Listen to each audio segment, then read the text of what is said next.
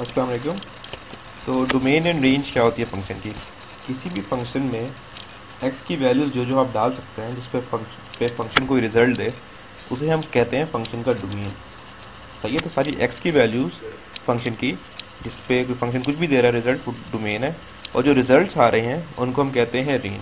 तो जैसे for example अगर एक फंक्शन है, ये y बराबर है x upon x minus one के, ठीक है, तो उस पर डोमेन क्या क्या हो सकता है? इसमें अगर मैं एक्स की जगह पर डालूँ 2, तो y क्या आ जाएगा? y आ जाएगा मेरे पास 2 अपॉन 2 माइनस वन वन, तो जस्ट 2 आ जाएगा। तो x इक्वल टू 2 जो है फंक्शन का क्या हो गया? डोमेन हो गया। और उस डोमेन पे जो फंक्शन की रेंज है ये वो क्या आई है? y equal to 2। तो जो x वैल्यूज़ होती हैं वो होती हैं डोमेन, और y वैल्यूज़ होती हैं वो होती हैं रेंज। अच्छा, अब किसी भी फंक्शन में सिर्फ एक डोमेन या फिर एक रेंज नहीं होते हैं, जबकि मल्टीपल डोमेन्स और मल्टीपल रेंजेस होते हैं। तो किसी भी फंक्शन का अगर आपको डोमेन निकालने कहा जाए तो उसका मतलब होता है फंक्शन की सारी वो वैल्यूज़ बताएं जिस पे फंक्शन जो है वो कोई रिजल्ट दे और फंक्शन जो है वो इनफाइनाइट ना हो जाए।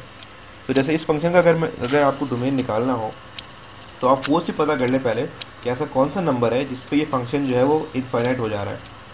ठीक है, वो नंबर पता करने का तरीका ये होता है कि आपका जो भी डिनोमिनेटर है उसको आप 0 के बराबर ले लें। इस फंक्शन का डिनोमिनेटर है x माइनस वन, तो मैं x माइनस वन को अगर 0 के बराबर ले लूँ तो x की वैल्यू आ जाएगी 1। तो अगर मैं इस 1 को अब इसका मतलब है कि x इक्वल्स टू 1 एक ऐसा नंबर है जिस पे ये फंक्शन इनफाइनाइट हो जाएगा। किस तरह? अगर इस फंक्शन में अगर मैं x की जगह पे 1 पुट करूँ तो ये हो जाएगा 1 अपॉन 1 माइनस 0, और अगर किसी भी वक्त डिनोमिनेटर में 0 आ रहा है तो वो फंक्शन इनफाइनाइट हो जाता है। इसका मतलब है कि x की वैल्यू अगर 1 है तो वो इस फंक्शन का डोमेन नहीं है। और x की वैल्यू 1 के अलावा जो भी नंबर्स हैं मैं वो सारे नंबर्स इस फंक्शन में पुट कर सकता हूँ, और उन सारे नंबर्स पे जो है वो मुझे एक ना एक y मिल रहा होगा। तो इसका मतलब है वो बाकी सारे नंबर्स जो हैं वो डोमेन हो गए। तो इसका मतलब है इस क्वेश्चन में जो डोमेन है वो है कोई भी x, ऐसा x जो कि नॉट इक्वल्स टू 1 हो। ठीक है, 1 के अलावा कोई भी x हो वो इस फंक्शन का क्या हो गया? डोमेन हो गया। अच्छा, अब इसी तरह फंक्शन की रेंज क्या होगी? रेंज का मतलब होता है कि सारे एक्सेस डालने पे जो जो y की वैल्यूज़ आ रही होंगी वो इस फंक्शन की रेंज होती है। जैसे अब रेंज निकालने का तरीका ये होता है कि हम फंक्शन को प्लॉट करते हैं और ग्राफ्स निकालते हैं। किस तरह? जैसे फॉर एग्जांपल कि अगर इस फंक्शन को मैं ग्राफ पे प्लॉट करूं और फॉर एग्जांपल फंक्शन कुछ इस तरह का आ रहा है, तो आप इस पर नोट करें कि इस फंक्शन में y की वैल्यूज़ हमेशा जो है वो पॉजिटिव है, y के ऊपर है, ऊपर y से नीचे नहीं जा रहा है। तो इस फंक्शन में इसका मतलब है कि मैं ये कह सकता हूँ कि इस फंक्शन की रेंज है कि y हमेशा जो है वो पॉजिटिव नंबर है, तो और y जो है वो ग्रेटर देन 0 है। तो इस फंक्शन की रेंज क्या होगी? y greater than 0। ठीक है, तो हमें रेंज बताने का मतलब होता है कि सारी ऐसी वैल्यूज़ बतानी है जो कि इस फंक्शन की y की आ रही हैं, जो मैं बता दी। एग्जाम्पल्स सब देखने लेते हैं।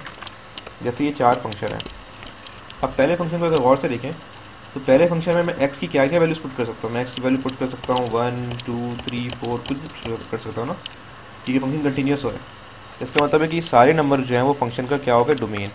तो ये देखें इस फंक्शन का डोमेन क्या है? All real numbers. और इन x की वैल्यूज पुट करने पर अगर आप नोट करें तो y क्या क्या आ रहा है? y 1 आ रहा है, y 2 भी आ रहा है, y 3 भी आ रहा है, y 4 भी आ रहा है, y 5। y 1 से लेके 5 के बीच में आ रहा है, 1 से नीचे नहीं जा रहा है और 1 से ऊपर नहीं जा रहा है। सही है, इसका मतलब है फंक्शन की रेंज क्या होगी कि y ग्रेटर देन 1 है और लेस देन 5 है, मतलब y 1 से 5 के बीच में। सही है। अब इसी तरह इस वाले फंक्शन में देख लें कि इस वाले फंक्शन में अगर आप देखें तो उसकी डोमेन क्या है? सारी वो x की वैल्यूज़ जो कि मैं पुट कर सकता हूँ। तो x की वैल्यूज़ में कम से कम मैं पुट कर सकता हूँ वो है 1, मैं 0 पुट नहीं कर सकता हूँ, 1 कर सकता हूँ, लेकिन 2 पुट कर सकता हूँ, 3 4 और 5। तो डोमेन क्या हो गया? x की वैल्यूज़ बिटवीन 1 एंड 5, तो मतलब है कि ग्रेटर देन इक्वल्स टू 1 और लेस देन इक्वल्स टू 5। तो ये फंक्शन के डोमेन हो गया। अब इन x की वैल्यूज़ को पुट करने पर जो y की वैल्यूज़ आ रही हैं वो कहाँ से कहाँ तक है? वो 1 से स्टार्ट हो रही हैं और 5 तक है, 5 से ऊपर नहीं जा रही है। सही है, तो इस फंक्शन का रेंज क्या हो गया कि y जो है फंक्शन का वो 5 से लेके 1 के बीच में है। तो ये होते हैं डोमेन एंड रेंज। डोमेन निकालना का तरीका मैंने क्या बताया? कोई भी फंक्शन है उसको आप जो है वो y पे अरेंज कर लें। ठीक है, y पे अरेंज करने के बाद जो भी डिनोमिनेटर है उसको इक्वेट कर लें 0 से और उस x की वैल्यू निकाल लें। तो इसकी x की वैल्यू यहाँ पे 0 आ रही है।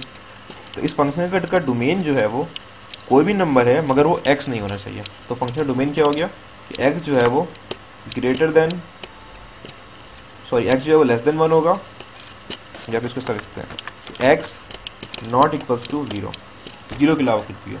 तो ये फंक्शन का क्या हो गया, डोमेन। और रेंज निकालने के लिए क्या करूँगा मैं, इस फंक्शन को मैं प्लॉट करूँगा ग्राफ पे, और ग्राफ से प्लॉट करके मैं अंदाज़ा लगाऊंगा कि वाई की वैल्यूज़ जो है पॉजिटिव हैं, नेगेटिव हैं, या किस रेंज में आ रही हैं। जो भी जिस तरह की वाई की वैल्यूज़ होंगी मैं उस तरह की के हिसाब से इस फंक्शन का रेंज बता पाऊँगा। ठीक है, तो ये होते हैं डोमेन एंड रेंज।